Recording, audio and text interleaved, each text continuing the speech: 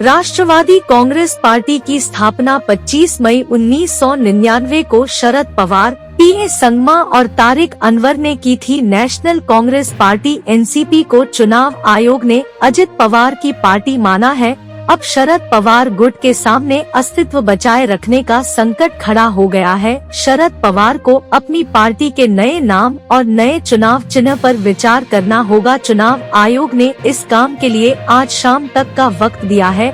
अगर समय रहते शरद पवार निर्वाचन आयोग के समक्ष नया नाम और नया चुनाव चिन्ह नहीं सुझा पाए तो उनके विधायकों को निर्दलीय घोषित कर दिया जाएगा।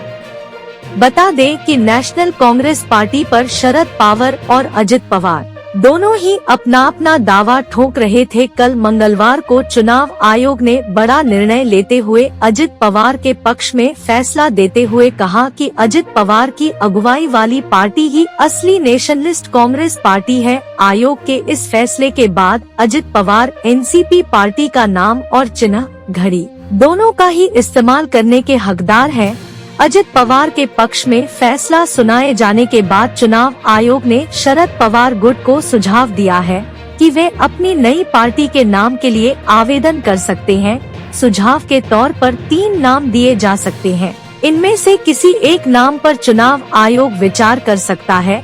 इस काम के लिए शरद पवार गुट को आज शाम तक समय दिया गया है। हालांकि शरद पवार खेमे ने निर्वाचन आयोग के इस फैसले पर नाराजगी प्रकट करते हुए सुप्रीम कोर्ट में जाने की बात कही है। पार्टी नेता सुप्रिया सुले का कहना है कि सभी जानते हैं एनसीपी की स्थापना किसने की थी। उन्होंने कहा कि चुनाव आयोग ने उनके साथ न्याय नहीं किया है, इसके लिए वे सर्वोच्च न्यायालय का दरवाजा खटखटाएंगे। उधर पार्टी सूत्रों का कहना है कि शरद पवार चुनाव चिन्ह के रूप में उगते हुए सूरज के निशान पर विचार कर रहे हैं।